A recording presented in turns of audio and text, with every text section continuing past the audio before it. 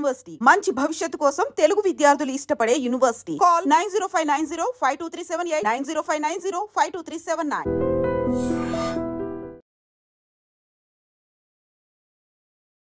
నమస్తే, welcome to I dream inside politics with కవిత.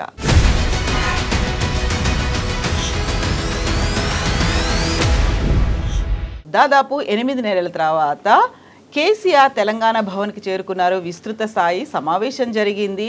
25 ఏళ్ల ఉత్సవాన్ని ఘనంగా నిర్వహించుకోవాలని అయితే మార్గనిర్దేశకం చేశారు. అయితే కేసీఆర్ మాస్టర్ ప్లాన్స్ ఎలా ఉండబోతున్నాయి, నెక్స్ట్ స్టెప్ ఏంటి, నిజంగానే కేసీఆర్ గట్టిగా బలంగా కొట్టబోతున్నారా, దానికి ఇంకాస్త సమయం ఉందా, ప్లీనరీలు ఎప్పుడు నిర్వహించుకుంటారు, ఇవన్నీ బోల్డ్ అని క్వశ్చన్ మార్క్స్ ఉన్నాయి. అయితే కేసీఆర్ నెక్స్ట్ స్టెప్ ఎలా ఉండబోతుంది, రాజకీయంగా ఎప్పుడు బయటికి రాబోతున్నారు, ఉద్యమాలు, నిరసన కార్యక్రమాలు, ఇతర కార్యక్రమాల్లో కేసీఆర్ ఉండబోతున్నారా లేదా, ఎంత టైం తీసుకుంటారు? మనతో పాటుగా ఉన్నారు పొలిటికల్ అనలిస్ట్ ప్రకాష్ గారు. ప్రకాష్ గారు నమస్కారం. సో మీరు కూడా విస్తృత స్థాయి సమావేశంలో పాల్గొన్నట్టున్నారు. అవుట్కమ్ ఏంటి ఓవరాల్గా అక్కడ? అనేది చాలా ఉత్సాహంగా ఉన్నాడు. రెండవది, ఆయన లోపల ఉన్న కాన్ఫిడెన్స్ చూస్తే ఇంకా మనం ఏం చేయాల్సిన అవసరం లేదు, అంతా ఆయనే చూసుకుంటారు. అసలు ఆయన కూడా ఏం చేయాల్సిన అవసరం లేదు. కాంగ్రెస్ తనకు తానే డిస్మాంటిల్ అవుతున్నది. ఇంకా మనం ఏం చేయాల్సిన అవసరం ఉంటుంది? మన ఉత్సవాలను మనం ఘనంగా చేసుకుందాము, మనం చేసిన పనులను చెప్పుకుందాము, పార్టీని మళ్ళీ క్రింది గ్రామ స్థాయి నుంచి కూడా మెంబర్షిప్ ఇవన్నీ చేయించి కమిటీలు వేసుకొని బలోపేతం అయిదాం. మనం ఏం చేయాల్సిన అవసరం లేదు. వాళ్ళే హామీలు ఇచ్చినలు ఫెయిల్ అయినలు ప్రజలు అర్థం చేసుకుంటున్నారు, ఇంకా అన్నీ మనకు అనుకూలంగానే జరుగుతున్నాయి అని ఒక్కసారి ఎట్లుండే తెలంగాణ, దాన్ని ఎట్లా చేయగలిగినాం, ఎక్కడుండే ఎక్కడికి వచ్చింది, ఒక్కొక్క రంగంలో నిజాం కాలం నుంచి ఎట్లాంటి పరిస్థితులు ఉండేది, సమైక్య రాష్ట్రంలో ఎట్లుండేది, ఈ గత 10 ఏళ్లలో ఎట్లా చేయగలిగినాము, మహా ఉత్సాహాన్ని నింపగలిగాడు. ఒక 2 గంటల సేపు ఏకదాటిగా ఆ పరిస్థితులను కంపేర్ చేస్తూ నక్సలైట్ ఉద్యమము, నక్సలైట్లను ఎట్లా చంపేటోళ్ళు బూడోక్ ఎన్కౌంటర్లలో, ఇవాళ అటువంటి సిచ్యువేషన్ ఉన్నదా, వ్యవసాయం సంగతి ఏంది, మన నీళ్ళన్నీ పోతుంటే మనం కళ్ళారబెట్టి చూస్తుండే వాళ్ళం, అడిగితే నక్సలైట్ అని కాల్ చేసే పరిస్థితి. అటువంటి పరిస్థితి నుంచి మనము నెత్తురొలికిన నేల మీద ఇవాళ హరితవనాలను మొలిపించినాం. ఆ పాట స్టాంజా కూడా చెప్పిండు, నెత్తురోలకంది ఎప్పుడు నేల రాలంది ఎప్పుడు అని చెప్పి ఒక కవి వాడిన పాటలోంచి 2 లైన్లు తీసుకొని, అటువంటి తెలంగాణ నెత్తు రోడంది ఎప్పుడు నేల రాలంది ఎప్పుడు. అయితే అటువంటి పరిస్థితి నుంచి వాళ్ళ మనం ఎంత పీస్ఫుల్ తెలంగాణను క్రియేట్ చేయగలిగాం. బట్ ఇవి పరిపాలన వాళ్ళే కావాల్సిన ఆయుధాలు మనకి ఇస్తున్నారు. ప్రజలంతా కూడా ఇప్పటికే వీళ్ళ ఏ హామీ, ఒక ఆ బస్సులు తప్ప, మహిళలకు ఫ్రీ బస్ తప్ప ఏది అమలు కాలేదు, ఏది కూడా సంపూర్ణంగా అమలు చేయలేదు. రుణమాఫీ అన్నాడు, అది సగం కూడా చేయలేదు. రైతు బంధు అసలు ఇస్తూనే లేడు. ఇట్లాంటి అన్ని అంశాల మీద, మహిళలకు పెన్షన్ అన్నాడు, అది ఇవ్వట్లేదు. అన్నీ ఒక్కొక్కటి చెప్పుకుంటూ వచ్చాడు. ఆయన ఈ దాదాపు ఒక 80 ఏళ్ళ తెలంగాణను ఆవిష్కరించాడు. ఓకే. సో అందరి లోపల ఒక కొత్త ఉత్సాహం వచ్చింది. ఆయన ముందు మాట్లాడిన తర్వాత ఒక 28 మందితో మాట్లాడించాడు. మీరున్నారా మాట్లాడిన దాంట్లో? నేను రాసిచ్చాను. ఎవరైనా మాట్లాడవచ్చు అని ఫ్రీ హ్యాండ్ ఇచ్చాడు. మీరు చేతులు ఎత్తండి నేను పిలుస్తా అన్నాడు. బట్ నేను రాసిచ్చాను. ఆ రోజు ఆయన అడిగిన సలహా ఏంటంటే, రజతోత్సవాలను ఏ రకంగా జరుపుకోవాలి సూచనలు ఇవ్వమని అడిగాడు. అయితే మిగతా వాళ్ళందరూ వాళ్ళ లోపల ఉన్న ఆవేదన ఇట్లాంటివన్నీ చెప్పుకుంటూ వచ్చారు, ఏమేం చేయాలి పార్టీని బలోపేతం చేయడానికి. బట్ నేనేం చేశానంటే, రజతోత్సవాల సందర్భంగా ఎట్లాంటి కార్యక్రమాలు చేస్తే బాగుంటుంది అనేది రాసి ఆయనకే ఇచ్చాను. కొందరు మంత్రులు కూడా, మాజీ మంత్రులు కూడా మాట్లాడారు. శ్రీనివాస్ యాదవ్ కానీ, శ్రీనివాస్ గౌడ్ ఇట్లాంటి వాళ్ళు కూడా మాట్లాడారు. దాసో శ్రావణ్ మాట్లాడాడు. ఇంకా చాలామంది కార్యకర్తల దగ్గర నుంచి మాట్లాడారు. మహిళలు కూడా మాట్లాడారు. కొంతమందిని ఆయన ప్రత్యేకంగా పిలిచి మాట్లాడిచ్చాడు. బట్ ఏదైనా ఒక మంచి వాతావరణంలోనే జరిగింది. అందరికీ ఒక ఆనందం, ఉత్సాహం వచ్చింది. మళ్ళీ అధికారంలోకి వస్తామనే ఒక విశ్వాసాన్ని ఆయన ఇవ్వగలిగాడు.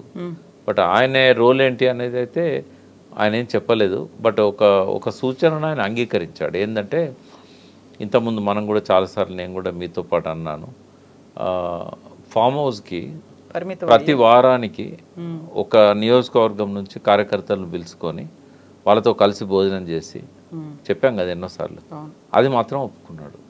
400-500 మంది ఒక్కొక్క నియోజకవర్గం నుంచి గ్రామస్థాయి నాయకుల దగ్గర నుంచి కాన్స్టిట్యున్సీ లీడర్ల వరకు. అది శ్రీనివాస్ యాదవ్ ఆ ప్రపోజల్ ఇచ్చాడు. అంటే ఒక 2 సంవత్సరాల్లో అన్ని కాన్స్టిట్యున్సీలు కవర్ అవుతాయి.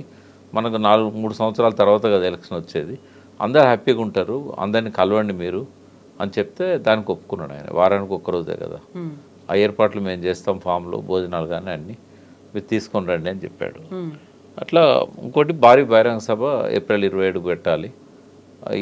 ఈ లోపల ఏం చేయాలి, ఏడాది కాలం పాటు ఏం చేయాలి, దాని మీద ఒక కమిటీ వేసుకోండి అని ఆయన 2 పేర్లు అశోక్, మన టంకసాల అశోక్ గారు పక్కనే ఉండే, తర్వాత దేశపతి శ్రీనివాస్ గారికి చెప్పాడు, మీరు ఒక కమిటీ వేసుకొని కొంతమందితోని ఇంటలెక్చువల్స్తోని ఒక ప్రోగ్రామ్ చాకౌట్ చేయండి అని చెప్పాడు. బుక్లెట్స్ ఇట్లాంటి ఏమేమి డ్రాఫ్ట్ చేయాలి, చరిత్రను కూడా టీఆర్ఎస్ 25 ఏళ్ళ చరిత్రను కూడా రాయాలనే ప్రతిపాదన ఒకటి వచ్చింది. అది దానికి ఒక కమిటీ వేసుకొని రాయండి అని చెప్పాడు. ఇవి మెయిన్గా జరిగినాయి అక్కడ. నేను కొడితే మామూలుగా ఉండదు, చాలా బలంగా కొడతాను అని చెప్పిన తర్వాత ఇప్పుడు ఆయన ఎప్పుడు కార్యరంగంలోకి దూకుతారు, ఎప్పుడు చేసి చూపిస్తారు అనేది ఎదురు చూస్తున్నారు కదా, దానికి సంబంధించి ఏమైనా చెప్పారా? నా నెక్స్ట్ ప్లాన్ ఇలా ఉండబోతోంది, నేను ఇది చేస్తాను. ఆయన కొడతాడని కూడా నాకు అనిపిస్తలేదు, ఎందుకంటే కొట్టాల్సిన అవసరం కూడా కనబడతలేదు. అయితే బహుశా నేను అనుకుంటా బహిరంగ సభ అడ్రస్ చేస్తాడు. ఆ తర్వాత అవసరమైనప్పుడు ఓ రోజు అసెంబ్లీకి రావడము, ఎప్పుడన్నా ప్రజల మధ్య పోవడం. మనం అనుకున్నట్టు ఆయన రోజు అసెంబ్లీలో కూర్చునే ఆలోచన అయితే ఉన్నట్లేదు. అట్లాగే రోజు కార్యక్రమాలలో ఇన్వాల్వ్ అవ్వాలని కూడా అవసరం లేదు. కింద ఉన్న అందరూ యాక్టివ్గా ఉన్నారు, క్యాడర్ అంతా చూసుకుంటుంది. క్యాడర్ ఉన్నది, హరీష్ లాంటి వాళ్ళు ఉన్నారు, కేటీఆర్ ఉన్నాడు, కవిత గారికి కూడా చెప్పాడు జాగృతి తరఫున మీ కార్యక్రమాలను కోఆర్డినేట్ చేసుకోండి జాగ్రత్తగాని. ఆమె చేసేది ఆమె చేస్తూ ఉంటుంది. ఒకరిద్దరి దగ్గర నుంచి బీసీల విషయంలో కొంత ప్రతిపాదనలు వచ్చినాయి, బీసీలను కలుపుకొని పోవాలి బీసీ నాయకత్వాన్ని, అట్లా అది కూడా దాని మీద ఆయన ఏమి కామెంట్ చేయలేదు. బట్ ప్రతిపాదనలు అయితే వచ్చినాయి. అంటే ఒక అసంతృప్తి కొంత కనబడతా ఉంది. కాంగ్రెస్ బీసీకి అధ్యక్షుడిని ఇచ్చింది, బీజేపీ నెక్స్ట్ బీసీఏ సీఎం అవుతాడని అనౌన్స్మెంట్ వాళ్ళు సీఎం అనే చెప్తున్నారు. అయితే అంత ధైర్యంగా ఎవరు నేను చెప్పినట్టుగా ఇక్కడ వర్కింగ్ ప్రెసిడెంట్ ఇవ్వండి బీసీకి అని ఎవరు చెప్పలేడా, కానీ ఒక ఆవేదన అయితే బీసీలలో కనబడ్డది. ఎట్లా ముఖ్యమంత్రి రాదు టీఆర్ఎస్ పార్టీలో, కనీసం ఒక వర్కింగ్ ప్రెసిడెంట్ అన్న కేటీఆర్ పక్కన ఒకరు ఉంటే తృప్తి ఉంటుంది అనేది కొంత కనబడ్డది క్యాడర్లో. బట్ అది చెప్పే ధైర్యం కూడా అక్కడి వరకు లేదు. ఒకరిద్దరు కొద్దిగా గొనిగిళ్ళు బీసీల విషయంలో కొద్దిగా మిగతా పార్టీలు ముందు పోతానే అన్నట్టుగా చేశారు. నిజంగా ఒక అసంతృప్తి అనేది అక్కడ కనిపిస్తుందా? ఎందుకంటే కులగణన విషయంలో మాత్రం బాగా కనబడ్డది. కులగణన సరిగా చేయలేదు బీసీలది, మీరు దాని మీద కార్యక్రమాలు రూపొందించాలి తీసుకోవాలని 1 కోటి సలహాలు వచ్చినాయి. ఒక 2-3 మాట్లాడిన 28 మందిలో బీసీల గురించి. అదే సో ఇప్పుడు కాంగ్రెస్ పార్టీ కావచ్చు, బీజేపీ కావచ్చు, కొంచెం బీసీ నినాదం తీసుకుంది, అధ్యక్షుడు అవుతారా లేకుంటే సీఎం అవుతారా, దీనికి సంబంధించి బోల్డ్ అని ఊహాగానాలు వస్తున్నాయి. చాలా క్లియర్గా వాళ్లే అవుతారు అనేటువంటి ఒక ఇండికేషన్స్ కూడా ఉన్నాయి. బట్ బీఆర్ఎస్ పార్టీకి మాత్రం ఆ 2 ఛాన్సెస్ అయితే కనిపించట్లేదు కదా. మీరు అన్నట్టుగా కొంచెం అసంతృప్తి, అసమ్మతి గళం అంటే ఎలా కేసీఆర్ దాకా చేరగలుగుతుంది ఆ వాయిస్ అనేది? అంటే ఆయనకు అర్థమైంది కొంత బీసీలు అంతా పోలరైజ్ అవుతున్నారు, మన దగ్గర కూడా ప్రెజర్ ఉంది అనేది అర్థమైంది. అర్థమయ్యే ఆయన మద్రాస్కి అధ్యయనం చేయడానికి ఒక టీం పంపించాడు ఆ రోజుల్లో, నేను కూడా అందులో పోయింటిని. అయితే నేను అవన్నీ చెప్పడానికి నేను ఇప్పుడు పార్టీ కండువా వేసుకోలేదు, ఒక అబ్జర్వర్ లాగా పోయిన. ఆయన పిలిచాడు కాబట్టి నో చెప్పలేక, మీతో ఎన్నోసార్లు అన్నాను కదా పిలిస్తే నేను పోతాను అని. బట్ నేను బాధ్యత తీసుకోవడానికి సిద్ధంగా లేను. నేను ఎట్లాగో చెప్పే కాడ చెప్తానే ఉన్నా, ఇంకా మళ్ళీ పార్టీ వాళ్ళకు ఉండే అవకాశం అది నేను ఎందుకు తీసుకోవాలనుకొని నేను చెప్పలేదు. బట్ నేను కంటిన్యూ చేస్తాను. నేను వాళ్ళకి ఇప్పుడు కూడా మీ ద్వారా నేను కొన్ని సూచనలు చేయదలుచుకున్నా. ఏంటంటే సరే మీ పార్టీలో బీసీకి ముఖ్యమంత్రి అయ్యే అవకాశం 0, ఎవరు నమ్మరు కూడా. ఇప్పుడు ఇస్తారేమో అని నేను చెప్పినా కూడా ఎవరు నమ్మే పరిస్థితి ఉండదు.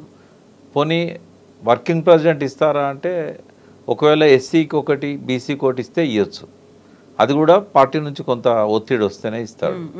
బట్ ఒక్కటి చేయొచ్చు వాళ్ళు, గతంలో బీసీలకు ఏమేం చేశాము, దానివల్ల జీవన ప్రమాణాలు ఎట్లా పెరిగినాయి, అది ఫిషరీస్ కావచ్చు, లేకుంటే గొర్రెలు కావచ్చు, ఇట్లాంటి పథకాలు కావచ్చు, ఇవన్నీ డాక్యుమెంటేషన్ చేయాలి. నేను ఇచ్చిన సూచనలలో కూడా ఏమన్నా అంటే ఒక 25 సంవత్సరాల పండగ కదా రజతోత్సవం అంటే, 25 సంవత్సరాలు అయింది టీఆర్ఎస్ పెట్టి, ఒక 25 అంశాలను సెలెక్ట్ చేసుకోండి.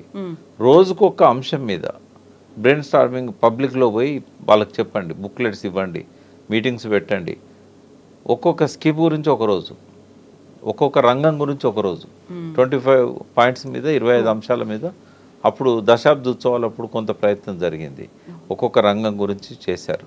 అదే ఇది కంటిన్యూ చేయమని చెప్పాము. అప్పుడు 20 రోజులు చేస్తున్నారు. భవిష్యత్తులో ఒక బీసీ విజన్ ఓ డాక్యుమెంట్ రిలీజ్ చేయాలి. గతంలో ఎస్సీ ఎస్టీలకు సంబంధించింది 2003లో ఎన్నికల కంటే ముందు అప్పుడు గ్రీన్ పార్క్ హోటల్లో దళిత మేధావులను పిలిచి ఎస్సీ ఎస్టీలకు ఒక విజన్ని ఆ రోజు రూపొందించారు. బీసీల కోసం ఒకటి చేయాల్సిన అవసరం ఉంది. అప్పుడు కూడా జలసిద్ధయ్య గారి అధ్యక్షతన అప్పుడు ఒక కమిటీ వేసి ఏదో ప్రయత్నం జరిగింది, కానీ అంత ముందుకు పోలేదు. అది మేనిఫెస్టోలో రాసుకున్నా కూడా 5,000 కోట్లు ప్రతి సంవత్సరం ఖర్చు పెడతామని అది జరగలేదు. బట్ ఇది మాత్రం ఒక విజన్ను బీసీలకు ఇవ్వాలి. ముఖ్యమంత్రి ఈ పార్టీలో కాకపోయినా బీసీలకు కొంత మేలు జరుగుతుందనే ఒక నమ్మకాన్ని క్రియేట్ చేయగలుగుతాయి. ఎందుకంటే ఏ బీసీ ముఖ్యమంత్రి అవుతాడో, ఏ బీసీ పార్టీ పెడతాడో ఏం తెలియదు. బీసీల పార్టీ అయితేనే ఇంతకుముందు చెప్పినట్టుగా వస్తుంది, ఒక్కటి వస్తుందా 4 బీసీల పార్టీలు వస్తాయో కూడా తెలియదు మనకి. మళ్ళన్నా కాంగ్రెస్లో ముఖ్యమంత్రి బీసీకి ఇస్తాడనగానే కొంచెం అటువైపు ఆలోచిస్తాడు ఆయన. ఇప్పటివరకు ఆయన ఏం ఫెయిల్అవుట్ కాలేదు. ఓన్ పార్టీ పెట్టే బదులు అన్ననే ఉంటే ముఖ్యమంత్రి కావచ్చు కదా. ఎందుకంటే కాంగ్రెస్లో ఈయన కంటే గట్టిగా మాట్లాడే బీసీ ఎవరు లేరు. వాళ్ళ వర్కింగ్ వాళ్ళ ప్రెసిడెంట్ మహేష్ గౌడ్ ఉన్నా కూడా దూకుడుగా పోతున్నాడు కాబట్టి, రేవంత్ రెడ్డి మోడల్లో రాజకీయాలు ముందు తీసుకెళ్తున్నాడు కాబట్టి ఆయనకు ఆ పార్టీలో పరిశీలనకైతే వస్తుంది కదా మల్లన్న పేరు. మరి అటువంటి గొప్ప అవకాశాన్ని ఆయన వదులుకుంటాడా? బీసీ పార్టీ పెడతాడా? టీఆర్ఎస్లోకి వెళ్ళి అయితే ఏ బీసీ బయటకు వచ్చి పార్టీ పెట్టే పరిస్థితి కనబడతలేదు.